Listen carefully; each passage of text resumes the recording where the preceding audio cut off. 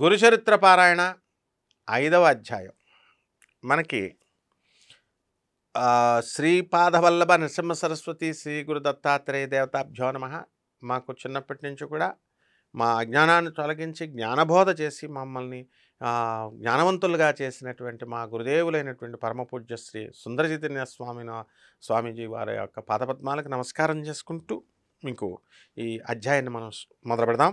ఈ విధంగా దూర్వాస మహర్షి యొక్క శాపం వలన భగవంతుడు శ్రీ మహావిష్ణువు అనేక అవతారాలు ఎత్తారండి. ఎత్తి ఉత్తమ సాధకులకు మాత్రమే తెలిసేలాగా దత్తాత్రేయ అవతారం గురించి మరి ఎత్తారని చెప్పారు కదండి. దాని గురించి మాకు తెలియజేయండి అని చెప్పేసి నామధారకుడు సిద్ధపురుషుడిని అడుగుతాడు. సిద్ధయోగ అప్పుడు ఇలా చెప్తున్నాడు. పూర్వం ఏం జరిగింది? ఒక కల్పాంతం ప్రళయం జరిగింది. మొత్తం ప్రళయం జరిగింది, కల్పం అంతా పోతుంది. ఆ తర్వాత నారాయణుడు వచ్చాడు. కల్పాంతం తర్వాత ఆ నారాయణుడి యొక్క బొడ్డు నుంచి, నాభి నుంచి బ్రహ్మదేవుడు పుట్టాడు. బ్రహ్మ ఉద్భవించి ఎవరిని పుట్టించాడండి? సనకాది ఋషుల్ని పుట్టించాడు. మరీచి మొదలైనటువంటి సప్త ప్రజాపతుల్ని సృష్టించాడు. తన మానసపుత్రులుగా మనస్సు నుంచే పుట్టేలాగా చేశాడు, అవతరింపజేశాడు. చేసిన తర్వాత ఏం జరిగిందండి? వారి కుమార్తె ఎవరికి తర్వాత ఏం చేశాడు? శతరూప మనువుల్ని సృష్టించాడు. మనువు అంటే మన తాత అన్నమాట. వీళ్ళంతా మానవులు అక్కడి నుంచి స్టార్ట్ అయ్యాం. వారి కుమార్తె అయినటువంటి దేవహూతి కర్దమమునికి భార్య అయింది. మన నాయనమ్మలండి వీళ్ళంతా. ఆమెకు కలిగిన కుమార్తెలలో అనసూయాదేవి అత్రి మహర్షికి భార్య అయింది. మహా సౌందర్యవతి, ఆమె మహాపతివ్రత అనమాట. ప్రసిద్ధికెక్కింది. ఆమె పాతివ్రత్య ప్రభావానికి భయపడిపోయి కొండలు శిలలతో కూడిన ఎంతో కఠినమైనటువంటి భూమి, ఇప్పుడు ఆమె నడుస్తుంది అనుకోండి, రాళ్ళు గుచ్చుకుంటే అమ్మో ఆమె పాదాలు మెత్తగా ఉన్నాయి, ఆమెకి నొప్పి తగులుతుందని అసలు గట్టిగా మృదుత్వంగా మారిపోయాయి. గట్టితనం తగ్గించేవి కొండలు రాళ్ళు. అలాగే అన్నిటిని ఎండ ఉంటుంది కదా, సర్వాన్ని తప్పింపజేసేటటువంటి ఈ యొక్క సూర్యభగవానుడు ఉన్నాడు కదా, ఆమెకి ఎండ తగ్గించేసేవాడు. బాబా ఈమెకి ఎండ ఎక్కువ తగ్గుతుంది, మనల్ని చెప్పిస్తుందేమో అని. అలాగే అగ్నిదేవుడు ఉన్నాడు కదా, అందరినీ దహించి వేస్తాడు. అలాంటిది ఈమెకి చల్లదనాన్ని తగ్గించేసి, వేడి తగ్గించేసి చల్లదనాన్ని ఇవ్వసాగాడు. వాయువు ఏం చేశాడు? ఆమె దగ్గర ప్రచండంగా గాలి, ఎక్కువ గాలి కాకుండా మృదుమధురంగా, ఆమె మలయమారుతంగా వీచేవాడు. ప్రచండ వేగాన్ని మాని మందంగా. తర్వాత దేవతలందరూ కూడా తమ వలన ఆమెకు కష్టం కలిగినా, లేక ఏ అల్పుడైనా ఎవడైనా వచ్చేసి ఈమె శరణవేడి నాకు ఆ ఇంద్రుడు పోస్టో ఏదో ఇచ్చేయండి అని అడిగితే ఈమె కనుక అభయం ఇచ్చి తీరాలి. ఆమెకు ఎదురు చెప్పేవాళ్ళు లేరు. కాబట్టి లేక ఏ అల్పుడైనా ఆమె అనుగ్రహం పొందినా అతడు తమను కూడా జయించగలడని చెప్పేసి దేవతలందరూ కూడా భయపడిపోతున్నారు. భయపడిపోతుంటే ఇలాగ దేవతలే భయపడుతున్నారంటే ఒక రోజున ఏం జరిగిందండి? త్రిలోక సంచారి నారద మహర్షి ఉన్నాడు కదా, ఆయన మొత్తం లోకాలన్నీ తిరుగుతూ బ్రహ్మ విష్ణు మహేశ్వరుల దగ్గరికి వెళ్ళి, వాళ్ళ ఇళ్ళకి వెళ్ళి మరి ఆయన అక్కడ అనసూయాదేవి ఎంత పతివ్రత, ఆమె చేసేదంతా కూడా ఆమెను ప్రశంసించాడు, ఆమె మహిమని. అత్రి మహర్షి ఆదేశం మేరకు ఆమె వలె ఆమె కూడా ఏం చేస్తుంది? అతిథి అభ్యాగతులు అంటే, అతిథి అంటే మనం పిలిస్తే వచ్చేవాడు భోజనానికి, అభ్యాగత అంటే పిలవకుండా వచ్చేటటువంటి వాడు. అటువంటి వాళ్ళని ఆదరించేటటువంటి సాధ్వి పతివ్రత ప్రపంచంలో, విశ్వంలో ఇంకొకళ్ళు ఎవరూ లేరు అని చెప్పాడు. అప్పుడు త్రిమూర్తులు భార్యలు అయినటువంటి లక్ష్మి, సరస్వతి, పార్వతులకి కూడా వాళ్ళకి కూడా భయం వేసింది. బాబాయ్ మిగతా దేవతల్లాగా అసూయ వచ్చేసి ఏమైనా సరే ఆమె పాతివ్రత్య మహిమని కొంచెం భంగపరిస్తే మనకి ఏమి నుంచి ప్రమాదం ఉండదని చెప్పేసి త్రిమూర్తులను ముగ్గురిని వెళ్ళేసి మీరు భర్తలను నిర్బంధించారు. వెళ్ళేసి ఆమె పాతివ్రత్య ధర్మాన్ని, పాతివ్రత్య మహిమని మీరు తగ్గించండి అని చెప్పేసి. అప్పుడు త్రిమూర్తులు ఏం చేశారు? అతిథి వేషాలలో అత్రి మహర్షి దగ్గరికి వాళ్ళ ఇంటికి వెళ్ళాడు, ఆశ్రమానికి వెళ్ళి. అనసూయాదేవి ఏం చేసిందంటే వారికి ఎదురొచ్చి స్వాగతం చెప్పి ఏం చెప్పింది? అర్ఘ్యపాద్యాదులు ఇచ్చింది. కాళ్ళు కడుక్కోమని, నీళ్లు తాగమని. అయ్యలారా, మీ రాకచేత మా ఆశ్రమం పావనమైంది. బ్రహ్మ విష్ణు మహేశ్వరులు ముగ్గురు అతిథి రూపాల్లో మారువేషాల్లో వచ్చారు కదా, మీకు నేనేం చేయాలో సెలవియండి. బ్రహ్మ విష్ణు మహేశ్వరులను ఇంకా తెలియదు ఆమెకి, మామూలు అతిథులు అనుకుంటుంది. చేయండి అంటే అతిథి మహర్షి గారు తపస్సు కోసం అరణ్యంలోకి వెళ్ళారండి అని చెప్పింది. అప్పుడు అతిథులు ఏమన్నారు? అమ్మా మాకెంతో ఆకలిగా ఉంది, నీ భర్త ఎప్పుడు వస్తారో కొంచెం చెప్పలేం కదా, కాబట్టి మాకు వెంటనే భోజనం పెట్టమ్మా అని అడుగుతారు. అప్పుడు ఆమె లోపలికి వెళ్ళి విస్తళ్ళు వేసింది. విస్తళ్ళు వేసి అయ్యలారా భోజనానికి దయచేయండి అని పిలిచింది. అప్పుడు వాళ్ళేం చెప్పారు, సాధ్వి పతివ్రత శిరోమణి, నువ్వు మాకు ఆతిథ్యం ఇస్తానన్నటువంటి మాట నిజం. మాట ఇచ్చావు, కానీ మాకు పద్ధతి ఉంది.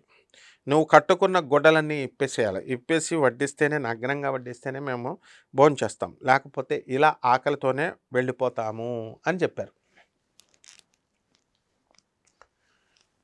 మేము ఈ ఒక నియమం ఉంది మాకు, కాబట్టి ఇలాగా నగ్నంగా వడ్డిస్తేనే మేము తింటాం, లేకపోతే వెళ్ళిపోతామని చెప్పారు. వాళ్ళు కనుక అలా ఆకలితో వెళ్ళిపోతున్నారనుకోండి, ఆమె అత్రి మహర్షి ఆదేశాన్ని మీరినట్లు అవుతుంది. ఆమె మొత్తం మీద ఎలాగో ఆమెను టెస్ట్ పెట్టి ఆమెని అత్రి మహర్షి కోపం తెప్పించడమో, లేకపోతే ఆమె పుణ్యాన్ని భగ్నం చేయడమో ఏదో ఒకటి చేయమని చెప్పి లక్ష్మీ సరస్వతి పార్వతులు పంపారు. వాళ్ళ భర్తలు బ్రహ్మ విష్ణు మహేశ్వరులు వచ్చారు. కాబట్టి అత్రి మహర్షి ఆదేశాన్ని మీరినట్టు అవుద్ది వీళ్ళని వెళ్ళిపోమంటే ఆకలితో. అంతేకాదు, ఆకలితో ఎవరైతే మన ఇంటికి వస్తారో తిరిగిపోయినటువంటి అతిథి ఏం చేస్తాడంటే ఆ గృహస్థుల యొక్క పుణ్యాన్ని తపస్సుని తీసుకుపోతాడని శాస్త్రం చెప్తోంది. కానీ మళ్ళీ పరపురుషులు వీళ్ళు ఎదుట నగ్నంగా కనుక వస్తే పాతివ్రత్యం భంగమవుతుంది. కాబట్టి పరస్పర విరుద్ధమైనటువంటి ధర్మాల మధ్య తనను చూసినటువంటి ఈ అతిథులు సామాన్యులు కాదు, వీళ్ళెవరో సామాన్యులు కాదు, గొప్పవాళ్ళు వీళ్ళు అని వెంటనే గ్రహించి వారి విచిత్రమైన షరతుతో ఏం చేసిందంటే ఆమె తనలో తానే నవ్వుకుంది. సరే నేను పెడతానని. తపోమూర్తి అయినటువంటి అత్రి మహర్షి ఉన్నాడు కదా, ఆయన సంసర్గం వలన పవిత్రురాలైనటువంటి నాకు కామం వలన భయం లేదు, నాకేం కామం లేదు. ఆకలి కొని అన్నం అడిగినటువంటి వీరు ధర్మం ప్రకారం నా కుమారులు అవుతారు, నా బిడ్డలే కానీ పరపురుషులు కాదు అనుకుని ఆ సాధ్వి ఏం చేసింది, అయ్యలారా అలాగే చేస్తాను, భోజనానికి లేవండి అని చెప్పి ఆశ్రమం లోపలికి వెళ్ళి అత్రి మహర్షి పాదుకలతో ఏమని చెప్పింది, ఆయన పాదుకలు గురు పాదుకలతో, స్వామి నేను కనుక మీ ఆజ్ఞను మేరకుండా వీళ్ళందరూ కూడా నా బిడ్డలనేటటువంటి భావంతో నేను భోజనం వడ్డిస్తాను అని చెప్పి నమస్కారం చేసి వెళ్ళింది. ఆమె పాతివ్రత్య మహిమాన్వితమైనటువంటి సంకల్పం వలన ఏం జరిగింది తెలుసా, ఆమె భోజనం వడ్డించడానికి నగ్నంగా వెళ్ళేసరికి ఆ ముగ్గురు కూడా చిన్న పసిపిల్లల కింద మారిపోయారు. అలాగే ఆమె భావాన్ని అనుసరించి ఆమెకి స్తన్యాల్లో పాలు వచ్చేసరికి బాలింతరాల్లాగా అయిపోయిందనమాట, పాలు వస్తున్నాయి. వెంటనే మరలా వస్త్రాలు ధరించి ఆ బిడ్డలకి తృప్తిగా పాలిచ్చింది. నిరంతరము సృష్టి చేసి అలసిపోయినటువంటి బ్రహ్మదేవుడు ఏం చేశాడండి, ప్రపంచాన్ని పాలించి అలసిపోయినటువంటి శ్రీ మహావిష్ణువు జగత్ సంహారం మొత్తం లయం చేసేసుకుంటూ ప్రపంచాన్నంతటిని సోలిపోయినటువంటి వానిలాగా శంకరుడు అనసూయాదేవి యొక్క పాతివ్రత్య మహిమ వలన ఏమైంది తెలుసా, చిన్నపిల్లగా మారి ఆమె ఒళ్ళో పాలు తాగుతూ ఉండిపోయారు, విశ్రాంతి చెందారు. ఆ మహాపతివ్రత తన దివ్య దృష్టి వలన వీళ్ళెవరు అసలు ఈ ముగ్గురు అని దివ్య దృష్టితో చూస్తే ఆ ముగ్గురు త్రిమూర్తులను తెలుసుకొని ఊయల్లో వాళ్ళని పడుకోబెట్టి ఆ జరిగినటువంటి కథని జోలపాటలాగా వాళ్ళకి చక్కగా పాడుతూ ఉందన్నమాట. పడుతూ ఉంటే ఇంతలో అత్రి మహర్షి వస్తాడు. అత్రి మహర్షి వచ్చి ఆమె నుంచి మొత్తం అంతా కూడా తెలుసుకుని ఊయల్లో ఉన్నటువంటి త్రిమూర్తుల్ని దర్శించి ఆ రూపాలలో ప్రకటమైనటువంటి పరమాత్మను ఇలా స్తుతించాడు. వాళ్ళు ఏం చేశారు, అత్రి మహర్షి రాగానే ఈ మొత్తం అంతా బయటకు వచ్చి త్రిమూర్తులాగా దర్శనం ఇచ్చారు. ఓ మహావిష్ణు, నీవు సృష్టి స్థితి లయకారకుడివి, జగత్ సాక్షివి, విశ్వమయుడివి, విశ్వాధారుడివి. ఓ పరమేశ్వర, నువ్వు సహజంగా ఒక్కడివే అయినా సరే నీ లీల చేత త్రిమూర్తులుగా మారి నువ్వు క్రీడిస్తున్నావు లీలగా మారి. ఇప్పుడు వాస్తవానికి ఈ జగత్తంతా కూడా నీకంటే వేరు కాకపోయినా మసక చీకట్లో ఒక తాడు ఉందనుకోండి, అది పాము కింద మనం దానికి భిన్నంగా పాముగా మనకు కనిపిస్తుంది. అలా నేను నాది అనేటటువంటి మాయలో కూడినటువంటి భావన వల్ల నీకంటే వేరైనట్లు మొత్తం జీవులందరికీ అనిపిస్తుంది. అంటే ఎప్పుడైతే చీకటి ఉంటుందో ఆ చీకటిలో తాడుని చూసుకొని మనం ఏమనుకుంటామో ఇది పాము అని అలా అయితే భ్రమపడతామో, అలాగే మనము దేవుడు వేరు జీవుడు వేరు అని అనుకుంటున్నాం ఈ చీకటి వల్ల. కానీ మన ఇద్దరం ఒకటే అని తెలుసుకోవాలన్నమాట. ఊయల్లోని పిల్లలు హాయిగా నిద్రపోతున్నారు. త్రిమూర్తులు ఆ స్తోత్రానికి తృప్తి చెందారు చక్కగా. తమ నిజరూపాలతో కూడి ప్రత్యక్షమై వరం కోరుకోమన్నారు. అప్పుడు ఆయన సాభిప్రాయంగా భార్య వైపు చూస్తూ ఏమన్నాడు, సాధ్వి, వీరు వీరు మనస్సు చేత కూడా పొందడానికి లభించరు ఎవరికి. ఊహకందరు, మనస్సు చేత కీర్తించడానికి అర్థం కారు వాళ్ళు. అయినా నీ భక్తి వలన ఇలా వచ్చేసారు త్రిమూర్తులు ముగ్గురు కూడా. నీ అభీష్టం ఏమిటో, నీ కోరిక ఏముందో కోరుకో అంటాడు. అప్పుడు అనసూయాదేవి ఏం చెప్పింది, స్వామి, ఈ సృష్టి యొక్క వికాసం కోసమే మీరు భగవంతుని చేత సృష్టించబడ్డారు కదా. మిమ్మల్ని సృష్టించింది అందుకే ఈ సృష్టి అంతటిని పెంచమని, పోషించమని, వికాసింపజేయమని. కనుక ఈ మూడు మూర్తులుగా ప్రత్యక్షమైనటువంటి వీరిని పుత్రులుగా పొంది మీ అవతారం కార్యం నెరవేర్చుకోవడమే నా అభీష్టం. మీరు ఈ ముగ్గురిని కొడుకు కింద కనండి అని చెప్తుంది. అనేసరికి అత్రి మహర్షి సంతోషించి, మీరు మాకు పుత్రులుగా పుట్టి మమ్మల్ని ఉద్ధరించండి అని త్రిమూర్తులను వరం అడిగాడు. అప్పుడు వాళ్ళేమన్నారు, మహర్షి, మేము ముగ్గురు నీకు సంపూర్ణంగా దత్తం చేసేసుకుంటున్నాం, నీకు అంకితం అయిపోయాం, దత్తతకి వచ్చేసామంటాడు. అందుకే దత్తుడు అన్నారనమాట దత్తాత్రేయుడిని. ఆ పతివ్రత ప్రభావం చేత త్రిమూర్తులు అత్రి కోరిన వరాన్ని అనుగ్రహించి తమ లోకాలకు వెళ్ళిపోయి, అంటే వాళ్ళ కొడుకు కింద పుట్టాలన్నారు కదా, అలాగే అని చెప్పేసి వెళ్ళిపోయి వాళ్ళ లోకాలకు వెళ్ళిపోయి వారి భార్యలను కలుసుకున్నారు. తర్వాత అత్రి అనసూయలకు ముగ్గురు కొడుకులు పుట్టారండి. ఒకడు సద్గురువైనటువంటి అత్రి మహర్షికి ఆత్మసమర్పణ చేసుకొని సేవించిన ఫలితంగా తనకు వ్రతభంగం చేసి శపించడానికి వచ్చారండి. ఎవరు? త్రిమూర్తులు ఆ అనసూయాదేవిని. అది కుదరనివ్వలేదు. అత్రి మహర్షికి ఆత్మసమర్పణ చేసుకుందామే. దాని ఫలితము ఈ త్రిమూర్తుల యొక్క అనుగ్రహం ఫలితము వల్ల ఆమె ఈ ముగ్గురిని కూడా, బ్రహ్మ విష్ణు మహేశ్వరుల ముగ్గురిని కూడా బిడ్డలుగా పొందింది అనసూయాదేవి. ఇప్పుడు ఏమైంది, తర్వాత అత్రి మహర్షి ఏం చేసిందండి, బాల విష్ణుమూర్తికి చిన్న విష్ణుమూర్తి పుట్టాడు, దత్తుడు అని పేరు పెట్టింది. దర్శన మాత్రం చేత అందరి హృదయాలకి కూడా ఆహ్లాదాన్ని అందిస్తాడు. ఎవరండి? బ్రహ్మదేవుడు. ఆయనకేమో చంద్రుడు అని పేరు పెట్టింది. తర్వాత ప్రళయకర్త అయినటువంటి రుద్రుడు ఉన్నాడు, ఆయనకి దూర్వాసురుడని ఒక పేరు పెట్టారు. ఆ ముగ్గురు కూడా అత్రి యొక్క సంతానం కాబట్టి ఏం జరిగిందండి, వీరిని ఆత్రేయులు అన్నారు. అలాగే దత్తుడిని దత్తాత్రేయుడని పిలుస్తారు. ఈయన సాక్షాత్తు పరమేశ్వరుడు, శత్రువులకు కూడా అందనటువంటి సచ్చిదానంద స్వరూపుడు ఆయన. ఇది శృతులకు కూడా, అంటే శాస్త్రాలు శృతులకు కూడా అర్థం కాదు. శత్రువులు అంటే కామక్రోధాలతో నిండిపోయినటువంటి వాళ్ళకి ఆయన అందడు, అవన్నీ పోగొట్టుకున్న వాళ్ళకి అందుతాడు. కాబట్టి ఈ మానవులకి అభీష్టాలన్నీ కూడా తీర్చేటటువంటి గొప్ప యోగాన్ని, జ్ఞానాన్ని ప్రసాదిస్తాడు ఆయన. అలాగే స్మరించినంత మాత్రాన తక్షణంలో స్మర్తృగామి తనోబతు వెంటనే వచ్చేస్తాడు. వచ్చేసి తక్షణంలో అనుగ్రహిస్తూ సర్వత్రా సంచరిస్తూ ఉంటాడు బయట.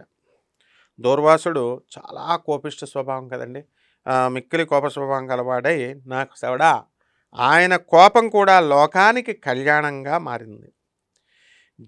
చంద్రుడంతా కూడా సర్వజీవుల్ని పోషిస్తూ ఉంటాడు కదా చంద్రుడు.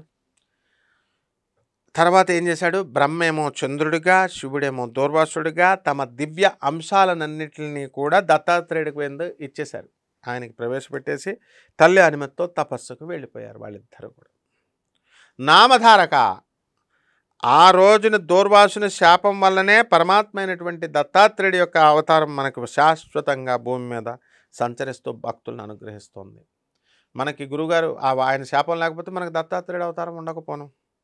అసలు ఆయన అవతరించిందే అందుకు, మనల్ని అందరినీ కూడా ఉద్ధరించడానికి, భక్తుల్ని. సృష్టి స్థూల దృష్టికి అది కనిపించదు, బయట నుంచి వస్తే మామూలు దృష్టికి అది కనబడదు.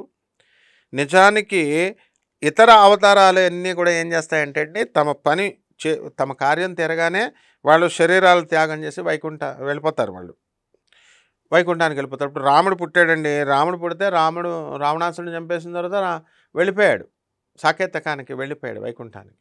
అలాగే కృష్ణుడు పుట్టాడు, కంసుడిని చంపేసిన తర్వాత, రాక్షసుని చంపిన తర్వాత తమ శరీరాలను ఇక్కడ వదిలేసి కృష్ణ భగవానుడు డైరెక్ట్ వెళ్ళిపోయాడు ఆయన లోకానికి, గోలోకానికి.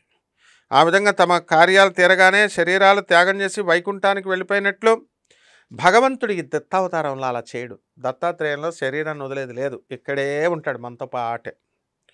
శ్రీరాముడు రావణాది రాక్షస సంహారం కోసము, శ్రీకృష్ణుడు దుర్యోధనాదుడి దుష్టుల్ని సంహరించి భూభారం తగ్గించడానికి అవతరించారు. ఆ కార్యాలన్నీ కూడా తీర్పుగానే ఆ ఇద్దరూ కూడా తమ శరీరాలు వదిలివేశారు. కానీ సర్వజనోద్ధరణం అనేటటువంటి దత్తావతార కార్యం ఎప్పుడూ కూడా మనుషులను ధరిస్తూనే ఉంటాడు. సర్వజనులు ఉద్ధరణ జరిగి తీరాలి. దానికి సృష్టి ఉన్నంత కాలము కూడా ఉంటాడు దత్తాత్రేయుడు మనతో పాటే. కాబట్టి దత్తస్వామి అవతార త్యాగం చేయకుండా నిత్యం భూమి మీదే సంచరిస్తూ ఉంటాడు. ఆ శ్రీ దత్తాత్రేయుడే ఆది గురువు. పూర్వం భగవంతుడు మత్స్య కూర్మ రూపాలలో అవతరించాడు. అలాగే ఈ కలియుగంలో కూడా ఇప్పటికి 2 సార్లు అవతరించాడు. ఎవరు? దత్తాత్రేయ స్వాముల వారు. ఎలా? కలియుగంలో అజ్ఞానులకు గోచరం అర్థమవుతుంది, కనబడదు. ఈ 2 అవతారాల్లో కూడా ఇప్పటికి కూడా భక్తుల అభీష్టాలు తీరుస్తూ ఉన్నారు దత్తాత్రేయుడు. ఇతర యుగాలలో కర్మ చేత తప్ప, కర్మ చేయాలి, సిద్ధించినటువంటి పుణ్యం ఈ కలియుగంలో పరిమిత కాలంలో సత్సంకల్పం కనుక, మంచి సంకల్పం ఉంటే సత్సంకల్పం చేతనే సిద్ధిస్తుంది. కాబట్టి ఇలాంటి కలియుగంలో జన్మించి బుద్ధిపూర్వకంగా శ్రీ గురుణ్ణి ఆరాధించి తరించడం ఎంతో సులభం అన్నమాట. బుద్ధిమంతులంతా కూడా దత్తాత్రేయుడిని పట్టుకుంటారు. అలాంటి అవకాశం పూర్వపుణ్యం చేత నీకు లభించింది. కాబట్టి నేను చెప్పేటటువంటి గురు కథలు శ్రద్ధతో విన్న తర్వాత అన్నాడు సిద్ధయోగి. అలాగే అన్నాడు నామధారకుడు. దత్తావతారం గురించి విని ఆనందించి, ఆహా, అలనాటి అనసూయాదేవి పాతివ్రత్యం వలన మానవాళికి గురుపరంపర వచ్చింది మనకి. అందువలన మా వంటి అజ్ఞానులకి మీ వంటి గురువు యొక్క కృప లభించింది స్వామి అని చెప్పేసి మన నామధారకుడు సిద్ధపురుషుడితో అంటాడు. నెక్స్ట్ అధ్యాయంలో మనం మిగతా విషయాలు తెలుసుకుందాం. శుభమస్తు.